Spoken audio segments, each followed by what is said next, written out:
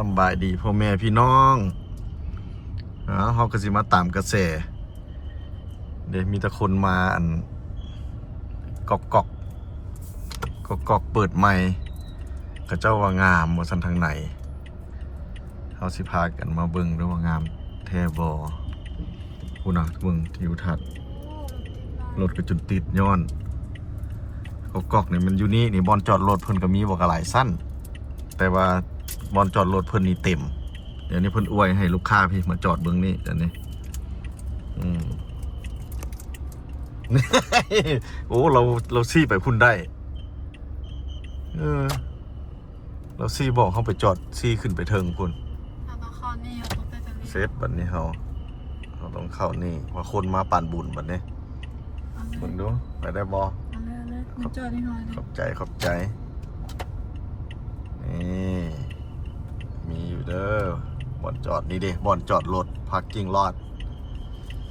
บอกกันหลายสั้นก็นะคนมาปั่นบุญเลยว้าวลูลาคนล่างออกมาค่อยได้คนมากับคนกลับกับหลายคนมากับหลายเอ้าบอลจอดรถเบิ้งมีจักสั้นน้องน้ำฝนอันนี้เป็นบอลจอดรถนี่นะ1 2 3 4 5 6 7สั้นติโทไปเขามาเบิ้งบอลจอดรถน้ำกันเบิ้งขึ้นหรูหราแท้น้องน้ำฝนนี่นะเป็นโครงเหล็กได้นี่ตามเบิ้งนี่เลยแม่นแล้วโครงเหล็กได้นี่นะรถก็เหยียบโครงเหล็กได้พื้นทั้งเป็นโครงเหล็กเด้อหันโบได้มันเทสิมัง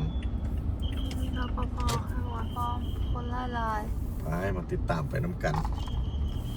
เปิดเมื่อไหร่น้องน้ำฝนหาก็เปิดทีแล้วนี่จีบอกเปิดแท้นะหมดยังบ่ฮู้ชื่อนี่เพิ่นทดลองให้เข้า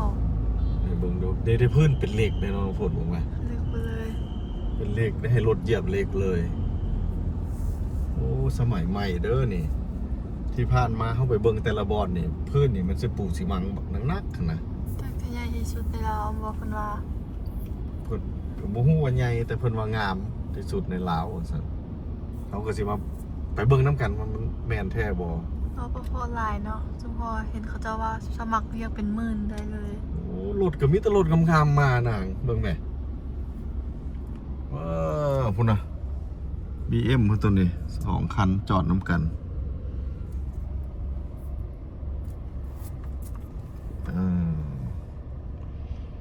แต่มาสังเกตบอลพื้นนี่เอ้ายูรูเขาเป็นสั้นรูมนี่เป็นนั้นเป็นสีมังแต่ตัวสั้นเทิงเนี่ยโบมันสีมังเนี่ยนะไอ้เบิ้งนะมันเป็นนั้นเป็นแผ่นเล็กเขาอยู่ชั้น2เลยนี่ขึ้นมาจนโบหูโตวะแมน2 หรือ 3ละมี7สั้นเจ้านาย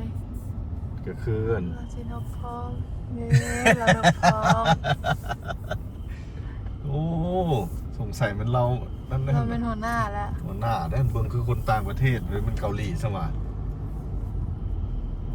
มันนบเขาอีกเว้ยขัดเกี่ยวกับปุกโบเป็นตายู่เนาะโบเป็นตาขึ้นได้เกี่ยวกับปุกแกกับปุกแกก็ยากหน่อยนึงนี่โอโต้ดินะว้าวงามหรูหราโค้งเล็กน้องน้ำฝนนี่คนมีกันในวงพงสมัยใหม่ใส่โค้งเล็กเด้อนี่โอ้เล็กกี่ตัวนี้นี่เสานี่ก็เล็กเจ้าเบิ้งนี่กันแผ่นดินไหวขันแผ่นดินไหวนี่ขับรถหนักไปอีกเนาะนี่ดิ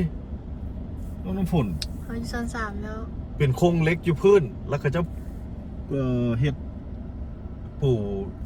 สีมังใส่เทิงอีกเหมือนเป็นสีมังบนนี่นะคือว่าเลื่อมอย่างอันนี้เป็นจุดมายืนพนักงานเพิ่นมายืนพนักงานหลายแท้เคยเรียนเยี่ยมแล้ว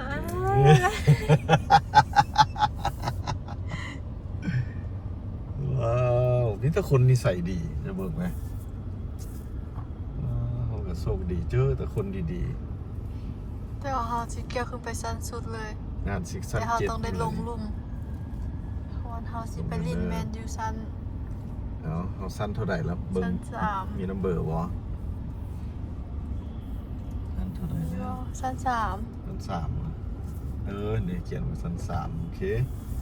มันมี7สั้นนี่นะเป็นโครงเหล็กหมดเบิ่งแม่เสานี่ก็เสาเหล็ก โอ้สูง เพิ่นเฮ็ดออกมาแล้ว อ๋อพุ่นน่ะรถอยู่พุ่นน่ะจนข่าวหมดเลยนะ เพิ่นเฮ็ดนั่นพอไปเบิ่งอยู่ YouTube ก็จะเฮ็ดออกมาแล้ววิจัยว่ามันโครงเหล็กนี่ทนนั่นแผ่นดินไหวตัวสิล่มทำก้อนหมู่แล้วแม่นนั่นเสาปูนฮะกับเหล็กน้อยๆฮะคันแผ่นดินไหวระดับแห้งมาแล้วแม่นหักก้อนหมู่รถตัวนั้นโครงเหล็กที่1เลยบ่หักนี่ผมเล็กบักใหญ่เนาะจะเบิ่งเนาะ ผักมาเลยเขาต้องมาขี่ลิฟต์อยู่นี่ เหล็กมหาศาลเลยโอ้ เด้ใครเด้เพิ่นมีลิฟต์ยืนนี่ปากประตูให้เลยเด้เข้าไปได้ ยันมัน สบายอยู่ อย่าฟ้าเต็มแทะปลาอายเด้อ เขาต้องไปอีก สังเกต นี่มีวันเลี้ยว โอ้เพิ่นออกแบบมาได้งามหลายนี่เด้ โคตรงานเลย พนักงานก็บอกว่าหลายสมเป็นหมื่นพุ่นว่าจะว่า แม่นแล้ว อะไรจะขนาดนั้น โอ้ยเขาเจ้าสมัครเรียกอยู่ห้านเดี๋ยวเปิดจำแนกว่าเรียนจบหรือบ่เรียนจบมาสมัครเรียกอยู่นี่เลย ตา ห้านขายเครื่องยังบ่เปิดครบเด้คันห้านขายเครื่องเปิดครบที่ แล้วเขา ชั้น เจ้าได้เว้าบอกว่ามันอันน่ะมันไผมาลงทุนประเทศใด ปอฮูเด้เขาเจ้าบ่ได้ ยัง ว่า บ่มีข้อมูลว่า ยังเขาต้องไปเจ้าข้อมูล มึงเด้อ หา FC เฮ็ด FC ฮู้ได้เนาะ แล้ว FC ฮู้ก็คอมเมนต์มามึงเด้อว่ากอกๆนี่มันมาจากประเทศใด เขาเห็น ก็บอก เขาเห็นกอกๆเนี่ยบอกหลายๆอันรถกอกๆรถไฟหั่นน่ะ ขึ้นไปชั้นเทิงอีก โอ้ย กอกๆรถไฟฟ้าหั่นเต็มนครหลวงเวียงจันทน์ แต่เฮาบ่ฮู้ว่ามาจากประเทศใดใครฮู้ซอยคอมเมนต์บอกแหน่ ส่วนสุดท้ายแล้ว อ ยั ย่าง เต็มใด ยังไปอีก อย่าเต็มใดทันเท่าไหร่แล้ว บ่มีบอกสันที่สี่พูดรถหลายนะ เขาจะจอดที่ลุมพูด สูงขึ้นแล้วบัดนี้เอา ที่จำราคาเฮือนเลย นี่จะ อะ เป็นโครงเหล็กอยู่เทิง อีกชั้นหนึ่ง โอ้ สีวับๆอยู่อันนั้นสีขึ้นไปเทิง มันเต็มแล้วเขาได้ลงมาละล่าเลยน้องฝนเลยนะ แต่ก็มีคนนำคนทำมาอยู่โอ้ยที่บนหันวาง มันสุฟ้าเต็มเลยมันใกล้สิหมดสั้นแล้วนี่นะ นี่อีกชั้นหนึ่ง สังเกตก็มีแตรถงามๆมึงไหมอ๋อตีโถสะออดเขาเจ้า 2 3 4 5ไปรถงามงาม ป้ายรถก็งามรถ ๆ ก็งาม รถนี่งามเนาะ อ๋อเอามาติดตามไปน้ำกันเบิ้งแต่คนมารีวิวเขาเจ้าว่างามที่สุดของนครหลวงเวียงจันทร์ในขณะนี้ว่าสัน บ่มีอยู่ใช้แต่เนาะ เราสิไปสัมผัสน้ำกันว่าเป็นยังไงพูดนี้ อืมอ่า เป็นโครงเหล็กใหญ่ดีเนาะ โครงเหล็กเพื่อเฮ็ดสมัยใหม่แล้วแต่ว่า แล้วก็ อันนี้เราเป็นคือว่าปูนเนี่ยได้ล่ะ มื่นเลย ติดกะโหลซะบ่เลยจังได๋ แบบเอาอันปูนมาเทใช่ไหม โครงอันนี้มันเหล็กหมดนี่แข็งแฮง คอนนี้ไม่ได้เป็นประตู ใช้เหล็กมหาศาล ที่ลิฟต์อยู่นี่ อยู่นอกคุณได้งามบ่ โอ้ ดูนะ โคตรสูงเลย โอ้พอดีกำลังหิวข้าวเขาสิไปลง นี่วันว่าง ใส่ เธอได้บอกเอามาทำเนาะโอ้ชั้นดาดฟ้า อันสุดท้ายแล้วเนี่ยขึ้นมาเบิ่งให้มันฮู้เลยซะ โอ้ ขั้น7ถูกสุดเลย แต่ว่าขั้นมืดตัวนี้แล้วมันเท่ากับยุ่งเข้ากันได้นี่นะ นี่ มีวนไปได้นี่โอ้นี่ได้เลย นี่เราบอกให้ไปอีกโอ้คนมาอยู่ดาดฟ้า นี่ตัวนั้นยังว้าวผลตอบรับได้ดีเว้ยเปิดใหม่ คนมาหลายเนาะ มาหลายขนาดสมที่เพิ่นลงทุนมหาศาลเลยเนี่ย มหาศาลคัก นี่โอ้ตันทางเข้าเพิ่น เขาบุญนำผู้นี้นำเราเขาบุเป็นพระเอกเลย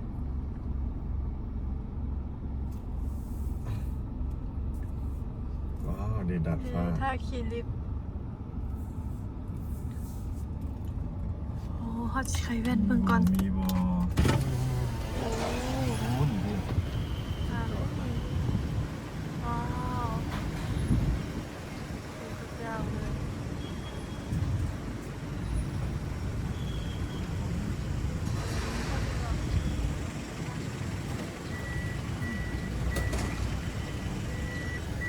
ท่านไปขับขี่บริซื้อจ้างแล้วเขาได้ แต่เราคนไปกับ ไปขับขี่ซื้อจ้างแล้วเขาได้ โอ้ดีแต่มีให้เฮาเลยนี่นะ แต่อีกวันหนึ่งเราคือบ่มา ขับขี่บริซื้อจ้างเราได้เนี่ย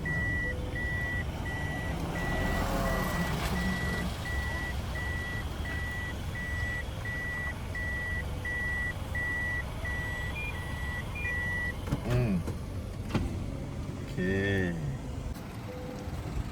เอาเขาอยู่นี่มันสั้นเจ็ดเลยพ่อแม่พี่น้องเลยสูงสุดเลย เกือบบ่มีบอลจอดว้ายเขาเห็นยานความสูงเลี้ยวลงไปแล้วมันบ่ธรรมดาได้หนูว้ายเบิ่งก่อนโอ้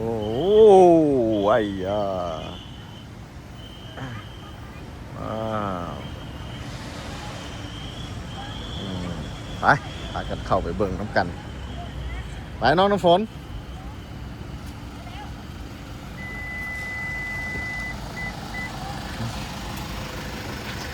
ได้เข้าไปเบิ่งพอดีหิวข้าวแต่ละบอนจอดรถเพิ่นสิมีให้ทางเข้าอยู่อย่างสิ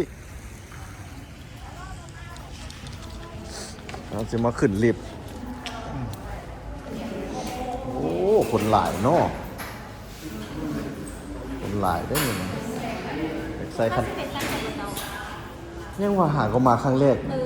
ไม่ให้อ้ายประทับใจให้อ้ายไปใส่ก่อนสั้นใด ถ้าให้เราแนะนำเป็นเริ่มจากชั้น4เพราะ โอ้ ว่า เอาจริงๆซะไปกินข้าวอยู่ชั้นใด ไปกินข้าวที่ชั้น1กับชั้น2ชั้น1จะเป็นฟู้ดคอร์ทชั้น2จะเป็นห้านอาหาร สอบน้องคือมาสั้น เราเข้าไปชั้นหนึ่งไปกินข้าวฟูดโคตร แต่ว่าฟู้ดคอร์ทตัวนี้เขาต้องทดลองเปิดอยู่แล้วมันอาหารหมดแล้วเรา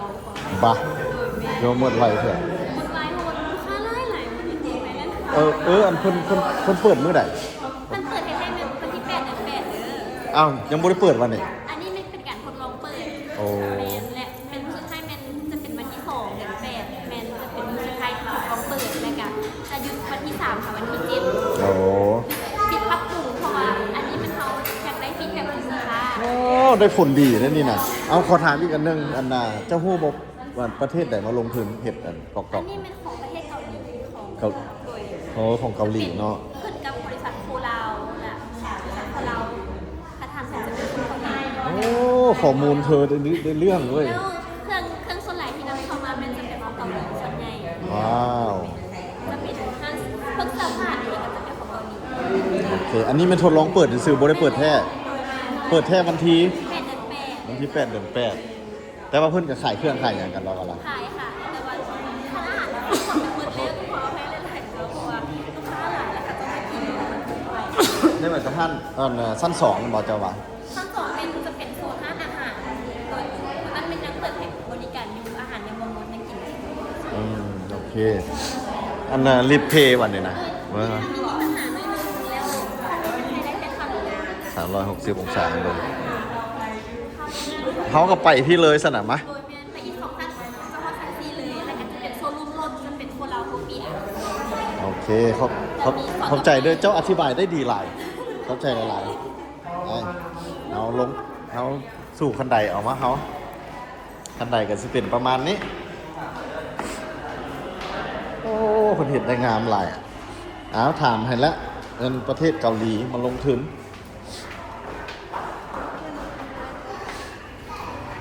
เขาได้ป่ะ โอ้รีบได้อยู่บ่โอ้ยมันสิขึ้นเพิ่งติดนี่ ซิขึ้นเท่าไหร่ เขาสิลงลุมบ่ได้เอาต่อเอา ดูแม่ลงจังซี่อ่ะ เคปั่นบุญเลยปั่นบุญ ปั่นบุญเลยนี่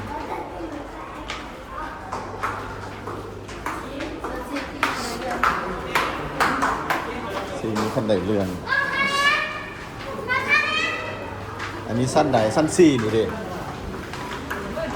ใส่โอ้ไปเลยว้าวโอ้โคลาวโคลาวมันอย่างโคลาวกับมันรถแหละรถโคลาวรถเกาหลีลาวเลยเอิ้นโคลาว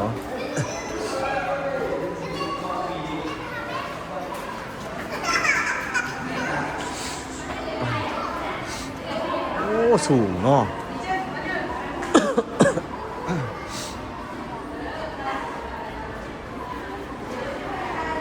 มันขายรถไปในตู้อีกนะนี่นะ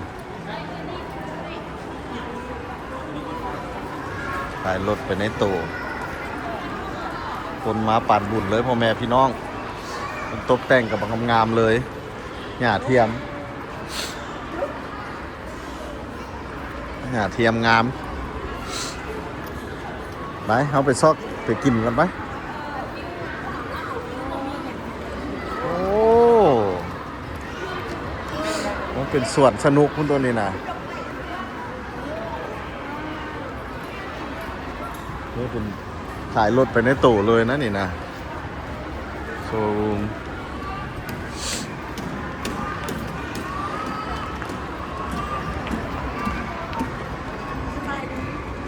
สบายดี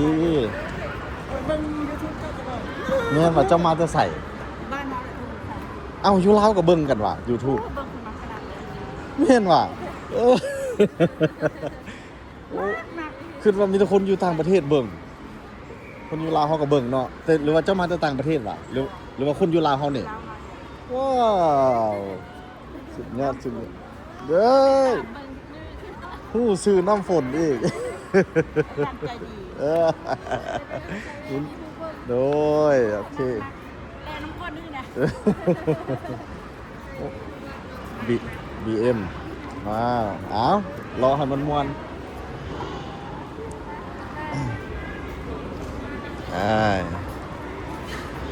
M2 เบิ่งกันดูมีอย่าง M2 เขาเห็นอ้าวถามน้อยๆเห็นแต่ M3 กับ M6 คือมี M2 เกิดขึ้นตัวนี้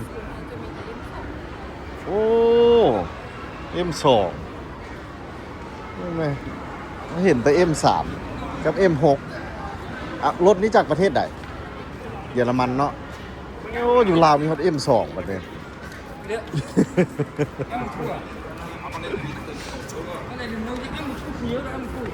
โอ้เพิ่นบ่ได้ขายตั้งแต่รถโคลาวเด้อพ่อแม่พี่น้องมีรถเยอรมันนำได้นี่น่ะ คุณน่ะโอ้คันนี้เท่เว้ยเบิ่งดูเอ็มอย่างอันนี้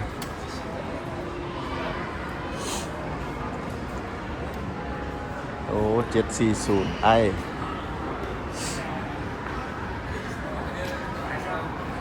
ผมไม่เคยจะพัดอยู่ตลอดเรื่องไม่อยู่ตลอด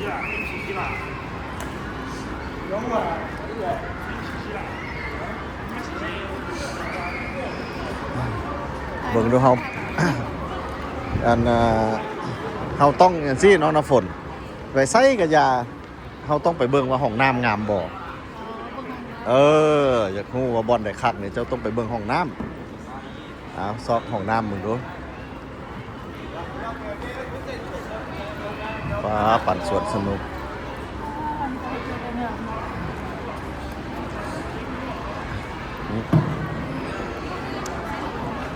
บอลไทยหูปากหลายเลย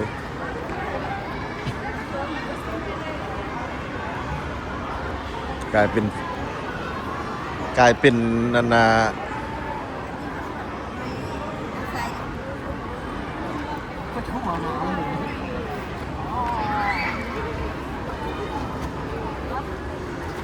โอ้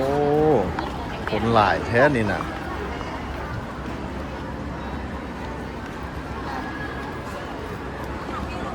วรรค์งามปั่นอยู่สวรรค์สั้นฟ้า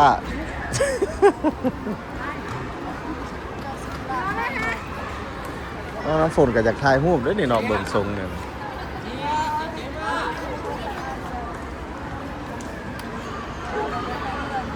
ไปครับไปขั้นไดเลื่อนนี่ ไปซ้าย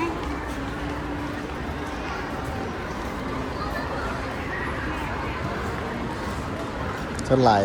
สังเกตว่าเห็นมิแต่ไม่ยิงมาได้นี่นะมิแต่ผู้แสบผู้สาวงามๆมานี่เบิ่งไปมิแต่ผู้สาวงามๆเห็นบ่มิแต่ผู้แสบผู้สาวนี่มูมันต้องเว้ามิแต่ไม่ยิงเลยนี่นะซ้ำก็มาเฮาอยู่สวรรค์สั้นฟ้านี่แต่สาวๆ สาวๆเต็มอยู่นี่เลย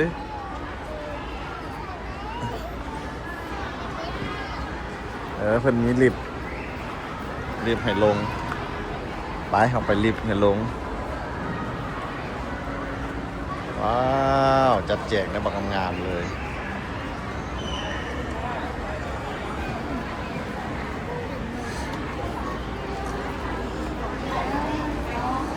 คนว่ายังบ่ได้เปิดเทื่อ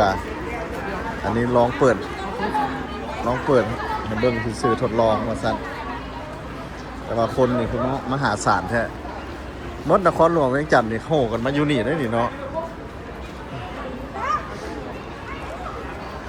มาเลยดอก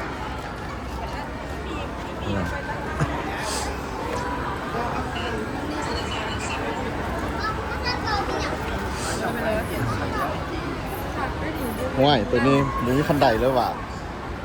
แต่ว่าสมัยใหม่แต่ว่าเราได้เสียเนื้อทียาวกว่าเก่าหมดเลยแต่กับบุเป็นหยังเนาะมันบกเกาะกระโปรงเกาะหยัง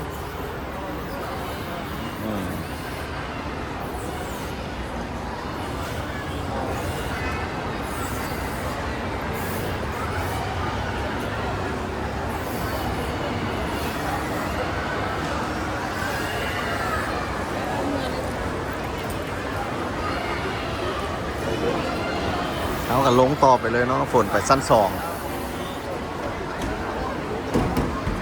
ไปสั้น2ไปหากินหักซ้ายนี่ไปซอกเอาไปสั้น2บอลกินข้าวแล้วก็ซอกเบื้องห้องน้ำเพิ่นงามบออันเว้าเรื่องห้องน้ำเรื่อยๆนี่บ่แม่นหยังได้งั้นผู้เกี่ยวอยากเข้าห้องน้ำ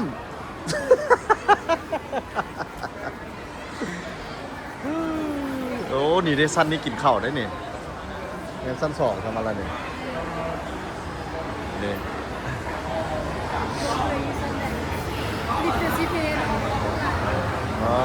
ติดโถ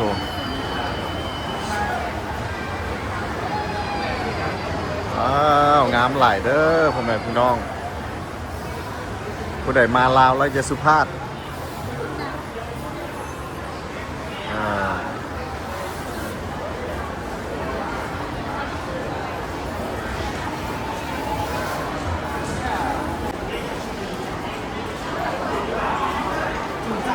มันสั้น2แล้ววันนี้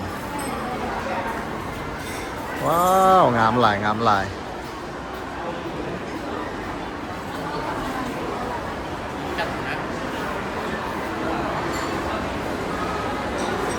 โอ้สั้นลุ่มน้องน้ำฝนเข้าไปสั้น1ท่านมีอยู่ของกินยังขายอยู่แต่ว่าห้านนี่คนยังบ่เข้าเนาะเปิดไวๆนี่ยังบ่ได้เปิดเนาะได้เที่ยว8 เดือน 8โอเคเพิ่นยังบ่ได้เปิดแท้เทื่อ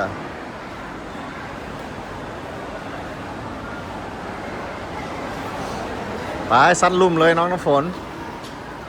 โอ้รีบหนีเนี่ยน้องฝน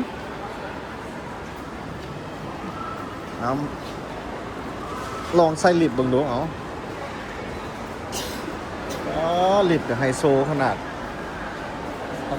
ตั้งสมัยขนาดเบิ่งแม่นี่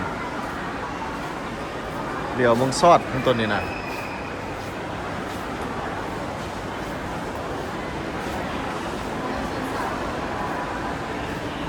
แล้วมาแล้วแมปมาแล้วดิเห็นบอกมาเลยดิปึ๊บโอ้เต็มเลยว้าวสบายดีมั้ยทุกคนอัดเลย นึ่งว่ะ หนึ่งเป้าหมายเขาเป็นหนึ่งสบายดี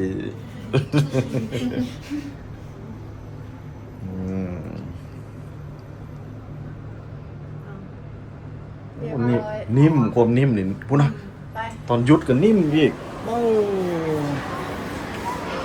ได้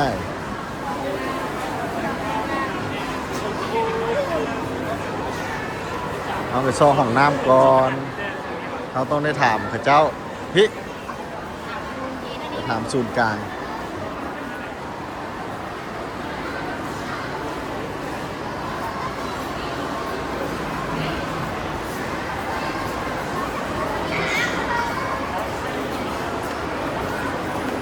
สบายดี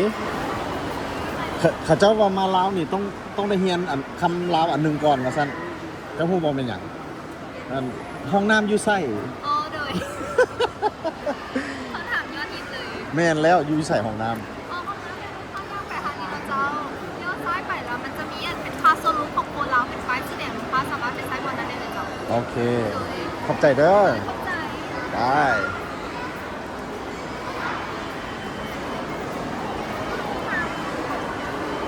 โอ้หาก็ไปกวดเลือดเบาหวานมานี่ไปม้วนเบาหวานไปกวดเลือดความดัน เห็นมิตรแนวเป็นตายากได้นี่นะบ่งดูนี่แนวเป็นตายากไปทางอีทอไปเข้าห้องน้ำก่อนหักซ้าย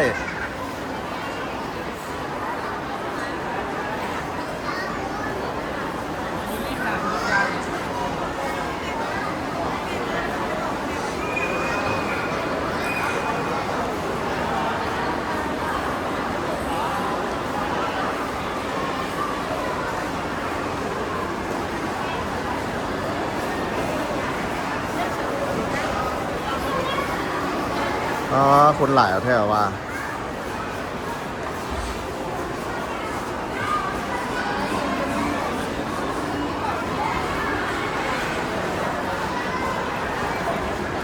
ห้องน้ำอยู่ใส่โอ้เดี๋ยวมาเบิ่งห้องน้ำงามบอคันมีคนหลายเขาก็อาจสิบ่ได้ถ่ายห้องน้ำ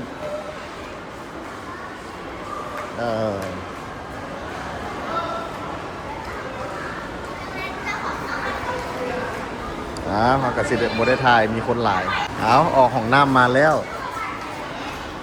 ของน้ำนี่ก็งามหลายนี่ของน้ำนะเป็นเซ็นเซอร์มัดของน้ำก็ได้โบได้จับอย่างเลยเป็นเซ็นเซอร์ ของน้ำมีเซ็นเซอร์ไฮเทค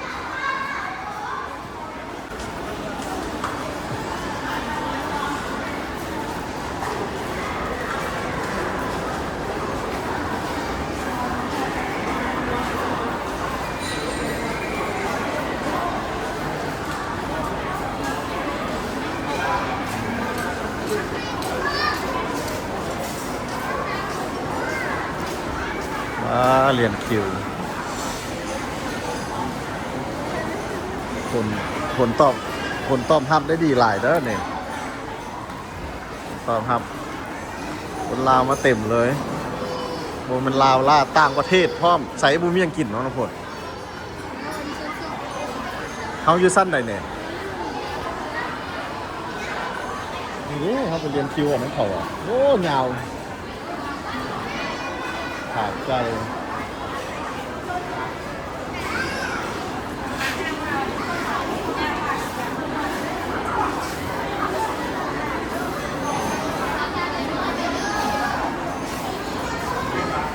ชั้นสองเราเบิร์น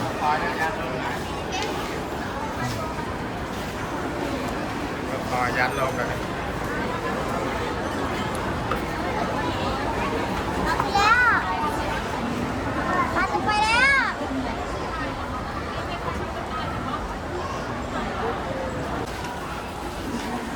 ตอนนี้เขาอยู่สั้น2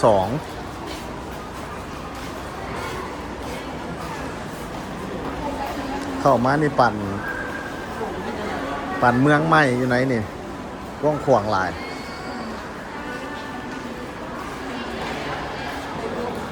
ไปยางมาจากหลงคนนั้นนี่นะ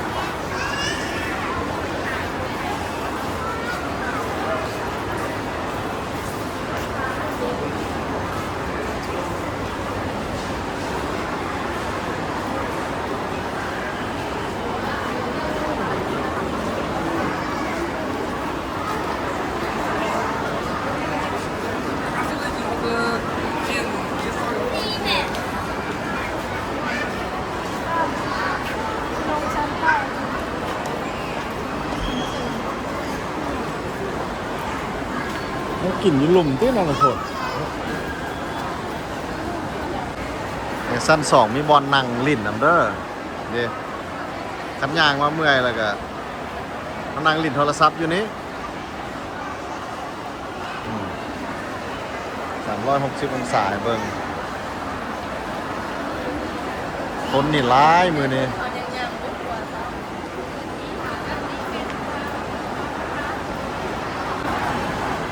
คุณอ่ะ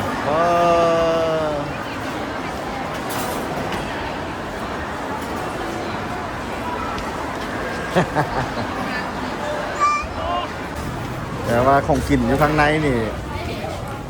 โมมีหลายมือนี้อยู่ในโมมีหลายนี่เขาออกมาข้างนอก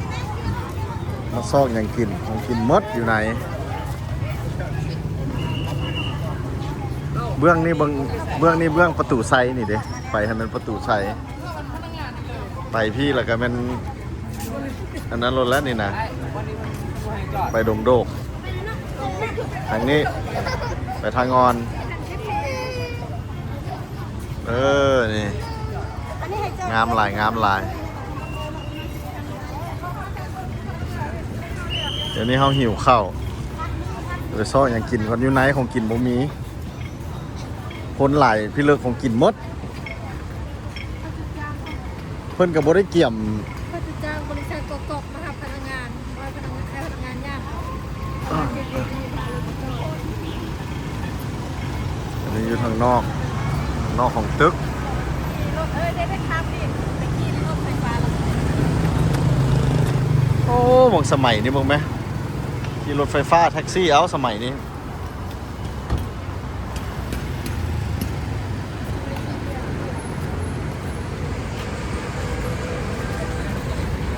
ประเทศยังบนแล้วซ้ำลองเปิดเบิ่งมาท่านผลตอบรับบักดีๆคนใหญ่อันนี้ทางนอกเห็นประตูใส่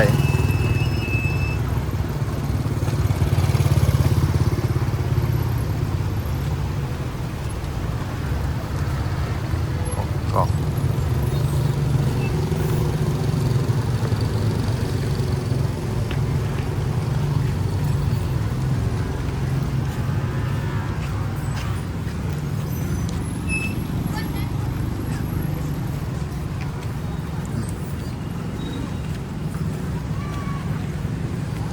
เขาจะได้อาศัยไปกินอยู่นอกเอาเนี่ย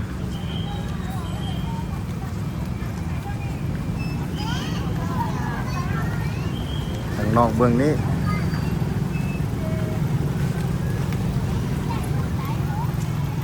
เลือกตาน้องน้ำฝนมีบอลกินข้าวบ่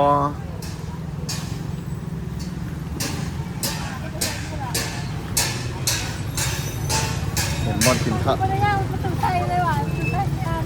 มีสมบ่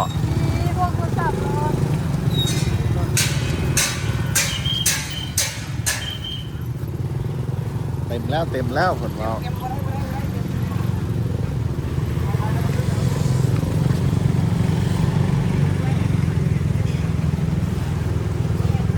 ย่างไปประตูไซ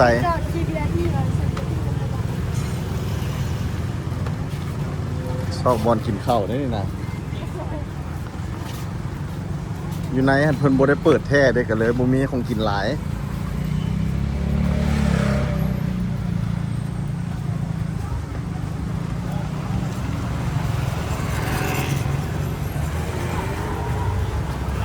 ย่างไปย่างมาซอกอย่างกินกับบ่มีพอมีอันแขกหลายโพดเพิ่นก็บ่ได้เปิดแท้แน่เขาก็พอดีสิไปห้านนั่นเวสเทิร์นบาร์บีคิวกำลังสิเปิดเอาสิขอจบวิดีโอนี้ก่อนมาติดตามน้ำกันว่าเขาสิไปใส่ต่อแบบนี้โอเคบาย